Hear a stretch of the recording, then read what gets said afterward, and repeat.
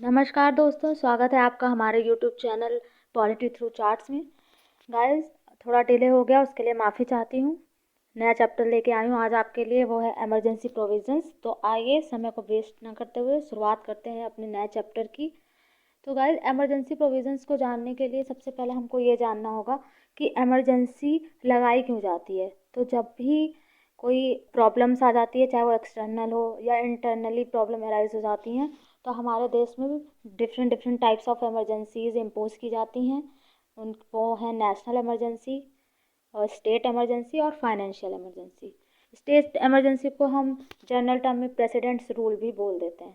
ठीक है, तो हम एक एक करके सारी इमरजेंसी को समझेंगे, उसको लगाने के क्या रिपरकशंस हैं, कैसे अप्रूव किया जाता है, क्या ड्यूरेशन है, उसको रिवोक कैसे करते हैं। तो सबसे पहले स्टार्ट करते हैं नेशनल इमरजेंसी से। तो नेशनल इमरजेंसी लगाने के लिए सबसे पहला ग्राउंड ऑफ इम्पोजिशन आता है आर्टिकल 352 के अंदर, इसको हम इम्पोज करते हैं।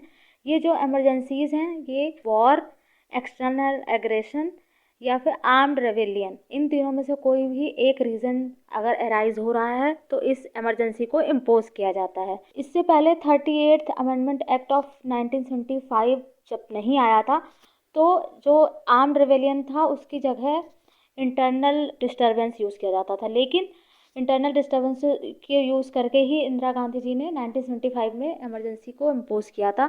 तो उसी के तहत 38th अमेंडमेंट एक्ट 1975 लाया गया और ये जो टर्म है इंटरनल डिस्टर्बेंस, उसको आर्म्ड रेवेलियन से रिप्लेस कर दिया गया। अब एक्सटर्नल इमरजेंसी लगाने के 3 ग्राउंड्स हैं। एक वॉर की कंडीशन में, या फिर एक्सटर्नल अग्रेशन हो रहा है, या फिर आर्म्ड रेवेलियन हो रहा है। ठीक है, इसको अप्रूव करने के लिए क्या क्या चीज़ें इन्वॉल्व होती हैं। तो दोनों हाउसेस की परमिशन चाहिए होती है, हम लोअर हाउस और अपर हाउस दोनों, यानी लोकसभा और राज्यसभा की परमिशन चाहिए विद इन 1 मंथ। जिस दिन भी नेशनल इमरजेंसी लगाने के लिए राष्ट्रपति जी अपनी अनुमति देते हैं, उस दिन से 1 महीने के अंदर अंदर अप्रूवल मिल जाना चाहिए, तभी नेशनल इमरजेंसी को पूरे देश में लागू किया जा सकता है। इससे पहले ये जो 1 मंथ का इशू था, ये नहीं हुआ करता था। इसको 44th अमेंडमेंट एक्ट ऑफ 1978 से लागू किया गया है। ठीक है, प्रेसिडेंट जो है वो नेशनल इमरजेंसी को रिटन रिकमेंडेशन मिलने के बाद ही, कैबिनेट से रिटन रिकमेंडेशन मिलने के बाद ही लागू कर सकते हैं। जैसा कि जब 1975 में नेशनल इमरजेंसी इम्पोज हुई थी, तब इंदिरा गांधी जी ने अपने कैबिनेट से परमिशन नहीं ली थी। तो उस तरीके से अब नहीं होता है, अब रिटन रिकमेंडेशन ही ज़रूरी होता है, तभी प्रेसिडेंट नेशनल इमरजेंसी को इम्पोज करते हैं। ये भी हमारा 44th अमेंडमेंट एक्ट 1978 के अमेंडमेंट के बाद ही आया है। ठीक है, मिनर्वा मिल्स केस 1980 आया, जिसमें सुप्रीम कोर्ट ने बोला कि जो भी प्रोक्लेमेशन लगाया जाएगा नेशनल इमरजेंसी का, उसको कोर्ट में चैलेंज किया जा सकता है। जैसे पहले कोर्ट में उसको व्यू नहीं किया जाता था, नेशनल इमरजेंसी किस बेसिस पे लगाई गई है, उससे कोर्ट को बाहर रखा गया था। इसी चीज़ को 1978 के अमेंडमेंट में भी लाया गया और इसको सबसे ज़्यादा स्ट्रेंथन किया गया मिनर्वा मिल्स केस में। ठीक है, अब देखते हैं नेशनल इमरजेंसी को इम्पोज करने का जो ड्यूरेशन है वो कितना होता है। तो सबसे पहले जब भी नेशनल इमरजेंसी इम्पोज होती है तो एक बार में केवल 6 मंथ्स के लिए लगाई जा सकती है। ये जो प्रोविज़न है, ये 44th अमेंडमेंट एक्ट 1978 से ही जोड़ा गया है, क्योंकि इससे पहले ये जो 6 मंथ्स की ड्यूरेशन थी, ये नहीं थी। मतलब एक बार अगर नेशनल इमरजेंसी प्रेसिडेंट ने प्रोक्लेम कर दी, तो वो इनफाइनाइट टाइम्स के लिए चलती रहेगी, जब तक कि उसको रिवोक करने का ऑर्डर ना दिया जाए। ठीक है, जो ये रेजोल्यूशन है नेशनल इमरजेंसी लगाने का, ये स्पेशल मेजॉरिटी के थ्रू पास होता है, यानी जितने भी लोग प्रेजेंट हैं उनका 2/3 और प्लस टोटल मेंबर्स हैं उनकी मेजॉरिटी। तो ये स्पेशल मेजॉरिटी का प्रोविज़न भी 44th अमेंडमेंट एक्ट 1978 से ही लाया गया है। तो गाइज, आप यहाँ पर देख रहे हैं कि 44th अमेंडमेंट एक्ट 1978 कितना इंपॉर्टेंट है, और बहुत सारी चीज़ें जो कि 42nd अमेंडमेंट 1976 में बेकार हो गई थी, उन चीज़ों को कहीं ना कहीं रिवर्स किया था इस अमेंडमेंट ने, तो बहुत ज़्यादा इंपॉर्टेंस रखता है। रिवोकेशन कैसे हो सकता है नेशनल इमरजेंसी का? इसको प्रेसिडेंट के द्वारा किसी भी टाइम रिवोक किया जा सकता है, या फिर लोकसभा के द्वारा रिवोक किया जा सकता है। ठीक है, जो 42nd अमेंडमेंट एक्ट 1976 है, उसने ये बोला था कि प्रेसिडेंट जो है वो इमरजेंसी, जो नेशनल इमरजेंसी है, उसको किसी भी स्पेसिफाइड पार्ट ऑफ इंडिया पे इम्पोज कर सकते हैं। ठीक है, अब हम देखते हैं कि प्रेसिडेंट रूल क्या है। प्रेसिडेंट रूल को स्टेट इमरजेंसी भी बोला जाता है। तो इसके ग्राउंड्स ऑफ इम्पोजिशंस देखेंगे। आर्टिकल 355 सबसे पहले पता होना चाहिए आपको, जो बताता है कि क्या ड्यूटीज़ हैं सेंटर की, कि वो कैसे गवर्नेंस को हर स्टेट में कॉन्स्टिट्यूशन के अकॉर्डिंग इम्पोज करता है। मतलब आर्टिकल 355 ही बताता है कि जो सेंटर है उसकी ये जिम्मेदारी बनती है कि सारे स्टेट्स में जो भी ड्यूटीज़ हैं वो कॉन्स्टिट्यूशनली चल रही हों। ठीक है। फिर आर्टिकल 356 बताता है कि सेंटर जो है वो गवर्नमेंट ऑफ स्टेट की पावर्स टेक ओवर कर लेती है। कब? जब उसको ये लगे कि कोई भी स्टेट कॉन्स्टिट्यूशनली वर्क नहीं कर रहा है। इसी को प्रेसिडेंट रूल बोलते हैं या फिर स्टेट इमरजेंसी बोला जाता है। अब इस इमरजेंसी का अप्रूवल कैसे होता है? इसको भी both the houses of parliament के द्वारा अप्रूव किया जाता है within 2 month of the issue date. ठीक है, 2 महीने के अंदर अंदर इसको अप्रूव करना इम्पॉर्टेंट है। इसको लेकिन अप्रूव करने के लिए स्पेशल मेजॉरिटी नहीं चाहिए, केवल सिंपल मेजॉरिटी में ही काम बन जाता है। मतलब जितने लोग प्रेजेंट हैं, मतलब जितने टोटल ऑफ मेंबर्स हैं उसका मेजॉरिटी यहाँ पे चाहिए होता है। ठीक है। ये जो अप्रूवल है कंटिन्यूएशन का, ये किसी भी हाउस ऑफ पार्लियामेंट से हो जाए तो चलता है। ऐसा जरूरी नहीं है कि केवल लोकसभा ही करे। तो इसका जो ड्यूरेशन होता है, इसको एक बार में मैक्सिमम पीरियड ऑफ 3 साल के लिए इसको एक्सटेंड किया जा सकता है। ये भी 6 मंथ करके ही लगता है, लेकिन इसको 3 साल तक लागू किया जा सकता है। अब स्टेट इमरजेंसी को रिवोक कैसे कर सकते हैं? ये भी प्रेसिडेंट रिवोक कर सकता है किसी भी टाइम बिना पार्लियामेंट्री अप्रूवल के। ठीक है।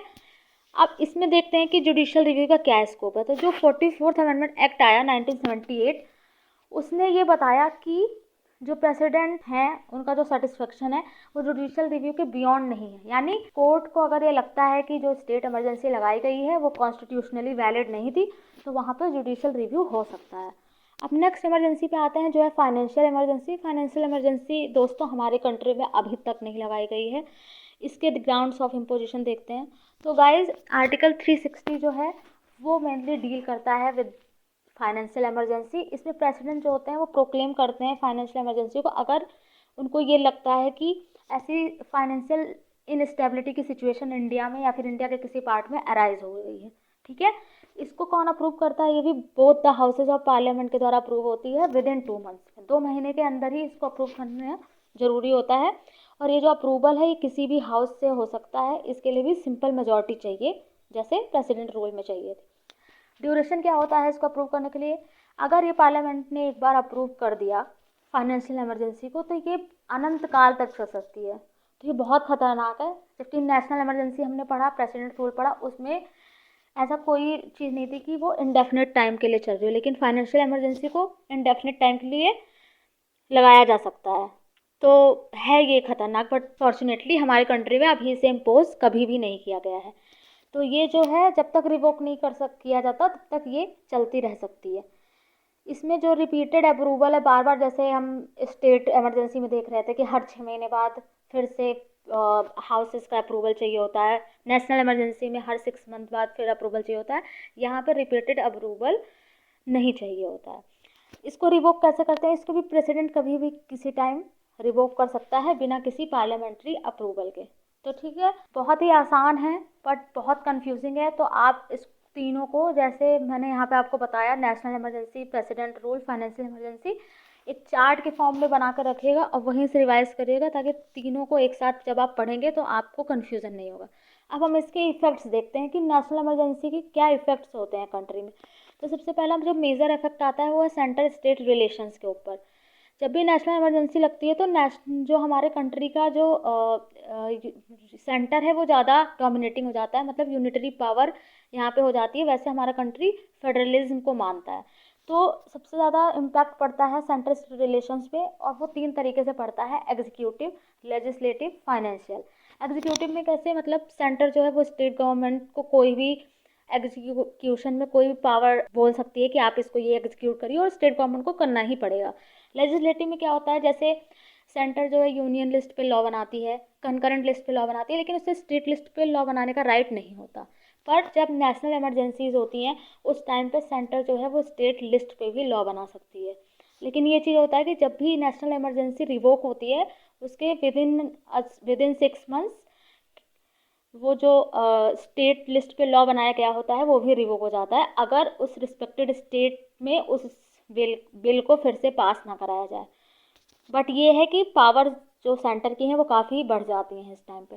और फाइनेंशियल इफ़ेक्ट्स क्या होते हैं कि जो भी डिस्ट्रीब्यूशन हो रहा होता है सेंटर और स्टेट में फंड्स का, वो भी नेशनल इमरजेंसी के समय सेंटर के हाथ में हो जाता है कि वो कितना फंड किसको दे, और चाहे उसकी मर्जी हो तो वो उस फंड को स्टेट को ना दे, तो बहुत बड़ा इम्पैक्ट पड़ता है। सेकेंड इफेक्ट आता है life of Lok Sabha and state assemblies. Lok Sabha में क्या होता है कि जैसे 5 साल बाद इलेक्शंस होना जरूरी होते हैं, बट अगर नेशनल इमरजेंसी लागू हो गई और लोकसभा का 5 ईयर्स का टेन्योर पूरा हो गया है, तो लोकसभा एक बार में अपना टेन्योर 1 साल बढ़ा सकती है। इसी तरह स्टेट असेंबली भी अपना जो टेन्योर होता है वो 1 ईयर एट अ टाइम बढ़ा सकती है। ठीक है। फिर तीसरा आता है effects on the fundamental rights. जो हमारे फंडामेंटल राइट्स हैं उन पर भी कुछ इम्पैक्ट पड़ते हैं। इसमें 2 आर्टिकल बहुत ज़्यादा इंपॉर्टेंट होते हैं। एक होता है आर्टिकल 358 और दूसरा है आर्टिकल 359। जो आर्टिकल 358 है वो मेनली डील्स करता है फंडामेंटल राइट्स के जो आर्टिकल नंबर 19 है। आर्टिकल नंबर 19 के अंदर 6 आर्टिकल्स आते हैं, तो उनसे डील करता है हमारा आर्टिकल 358। और जो आर्टिकल 359 है वो आर्टिकल 19, आर्टिकल 20 और आर्टिकल 21 को छोड़ के जो बाकी फंडामेंटल राइट्स हैं उनसे डील करता है।